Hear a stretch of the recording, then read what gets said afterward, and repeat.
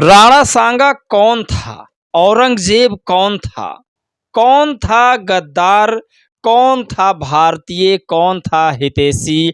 दलित, पिछड़े, आदिवासी या फिर इस देश के सवर्ण समाजों का? राणा सांगा गद्दार था या फिर सही था देश के लिए? आज इस विषय में बातचीत करेंगे। मायावती जी ने आज पीएम मोदी पर बड़ा प्रहार किया है, यानी कि राजनीतिक हमला सबसे ज़्यादा हाई लेवल का किया है। इधर मायावती जी राजनीति को संवारने के लिए बड़ी मेहनत कर रही हैं, उधर अखिलेश यादव अपने वोटरों को भी अब गंवाने की कोशिश कर रहे हैं। मतलब एक तीर से अखिलेश यादव दो निशाना लगाना चाहते हैं, लेकिन शायद ये नहीं हो पाएगा। आपको बता दें अखिलेश यादव का क्या विज़न है मुझे नहीं पता, लेकिन जिस तरह से समाजवादी पार्टी के राज्यसभा सांसद रामजी लाल सुमन ने राणा सांघा पर ऑब्जेक्शन, सवाल और भी तमाम तरह की टिप्पणियां की, उसको लेकर के पूरा ठाकुर समाज, दलित समाज को गाली दे रहा है। ये आप तस्वीरें देख रहे हैं, एक सांसद के घर के पास ठाकुरों का आतंक किस तरह से है, ये आग लगाई किसने, सबसे बड़ा मुद्दा है। लोगों ने कहा कि अखिलेश यादव हों या मुलायम सिंह यादव हों, इनके कार्यकाल में गुंडई बढ़ती थी, मुझे नहीं पता था, लेकिन आज पता चला कि एक तीर से दो निशाने वाकई में कोई लगा सकता है तो वो अखिलेश यादव हैं। वहीं आपको बता दें अखिलेश यादव अपने तमाम समाजवादी पार्टी कार्यकर्ताओं को कहीं मनुस्मृति पर भड़काते हैं, बोलने को कहते हैं, कभी राम पर, कभी राणा सांघा पर, कभी इतिहास पर, तमाम चीज़ों पर, लेकिन अपना खुद आपको बता दें कि उन्होंने एक केदारनाथ की कॉपी मंदिर बनवाई है। आज उसी पूजा में व्यस्त थे। आप एक ऐसी बातें कह सकते हैं कि दूसरों के कंधे पर बंदूक रखकर चलाना अखिलेश यादव जी की ये फितरत है।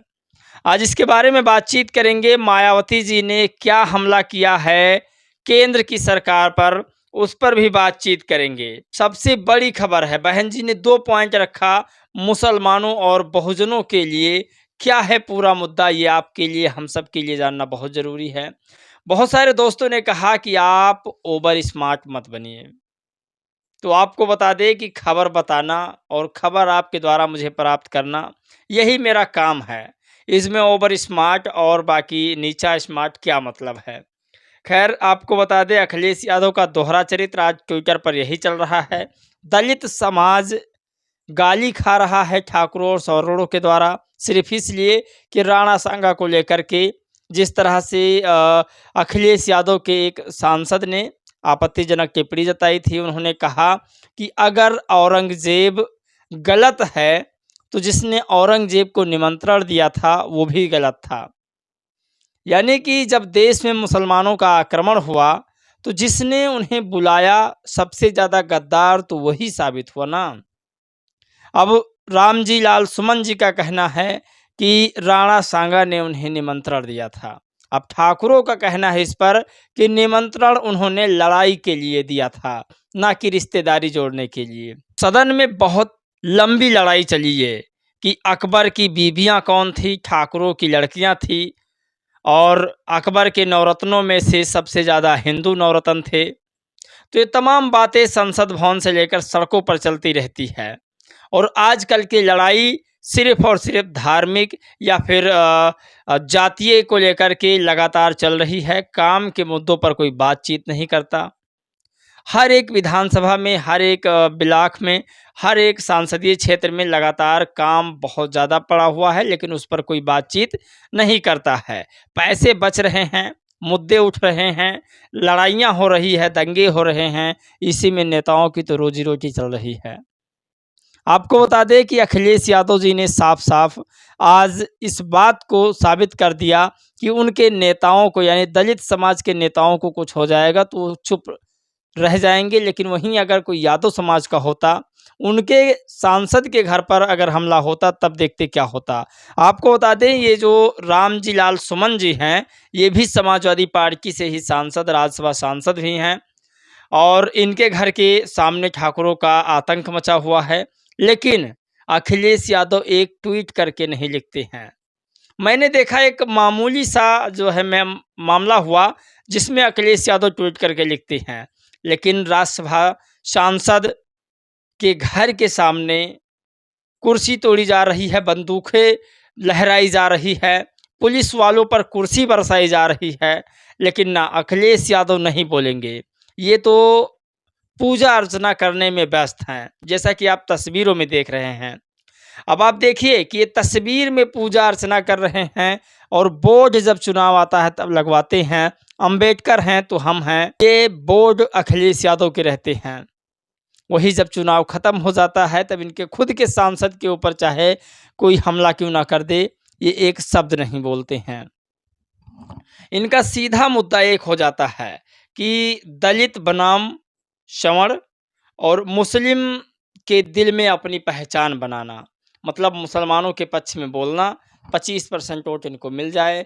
दलित समाज इनके नेता हैं, तो ये ठाकुरों पर हमला करवाते हैं उनके द्वारा, यानी आपत्तिजनक टिप्पणी करवाते हैं। अगर रामजी लाल सुमन ने यह बातें अपने आप से कही थी, तब भी अखिलेश यादव को ट्वीट करके लिखना चाहिए था कि मैं पूरे क्षत्रिय समाज से माफ़ी मांगता हूं कि मेरे सांसद ने ऐसी बातें कही है। लेकिन नहीं, पेट्रोल में माचिस की तीली फेंकना जलाकर, ये शायद अखिलेश यादव से बेहतर कोई नहीं जानता है। तो पूरे सदन में और सड़कों पर यही मामला चला है। क्या अखिलेश यादव जी फिर से राजनीतिक दंगा करा के चुनाव जीतना चाहते हैं? ये बहुत बड़ा सवाल है, ये ग्रोह के भी सवाल हैं। मैं कोई मनगढ़ंत नहीं कहानी बता रहा, बहुत सारे सोशल एक्टिविस्ट का ये कहना है। बड़ी खबर इसमें एक और ये है कि आज ये लगातार इधर-उधर की बातें कर रहे हैं, लड़ाइयाँ करवा रहे हैं। मायावती जी उधर दलित और ओबीसी की राजनीति कर रही हैं। कल 25 तारीख को बैठक थी, जिस बैठक में तमाम समाज के लोग इकट्ठा हुए थे। अखिलेश यादव जी मंदिर बनवाते हैं, पूजा करते हैं, और अपने तमाम नेताओं से कहते हैं कि तुम हिंदू मुसलमान करते रहो। अगर ऐसा नहीं है तो आप भी मंदिर मत जाइए। मैं बहुत बड़ी बात कह रहा हूँ। और अगर आप मंदिर जाते हैं, आपको मंदिर से कोई दिक्कत नहीं है, तो अपने सांसदों को क्यों भड़का रहे हैं? उनके सांसद भी मंदिर जाएं। मंदिर जाने में बुराई क्या है? जहाँ जिसकी जैसी आस्था है जाए, लेकिन ऐसा नहीं है कि हम मंदिर जाएं और अपने लोगों से कहें कि तुम अंबेडकर के नाम पर लड़ो और तुम जाति के नाम पर लड़ो।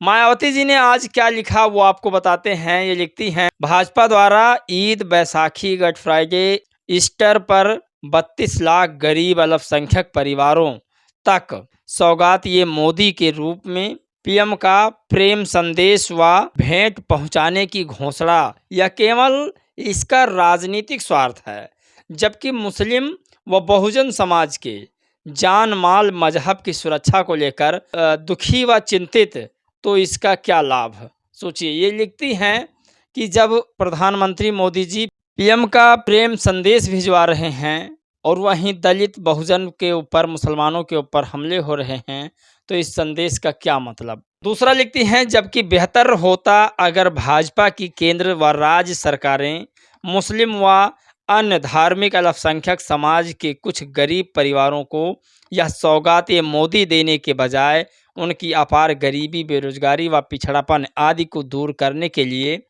रोजगार की अस्थायी व्यवस्था करती व उनकी सुरक्षा पर भी उचित ध्यान देती। तो मायावती जी ने सुरक्षा, रोजगार की बात करी। उन्होंने कहा कि जो रोजगार है उसको अस्थायी किया जाए, तब तो माना जाएगा कि पीएम मोदी वाकई में इस देश के अल्पसंख्यक समाज के लिए अच्छा कुछ सोचते हैं। दरअसल सिस्टम ही कुछ ऐसा हो गया है कि आपको ठेका दिया जाएगा और ठेकेदार आरक्षण नहीं देंगे, यानी आरक्षण भी खत्म, नौकरी भी खत्म। तो ये बहुत बढ़िया सिस्टम है, और मैं फिर कहूँगा कि पूरे दलित समाज या पिछड़े समाज को इस लड़ाई में नहीं फंसना चाहिए। ये केवल राजनेता लोग लड़ें तो ज़्यादा बेहतर है, क्योंकि राणा सांगा से ना ही हमें कुछ मिलने वाला है और ना ही औरंगजेब से। जय भीम, नमो बुद्धाय।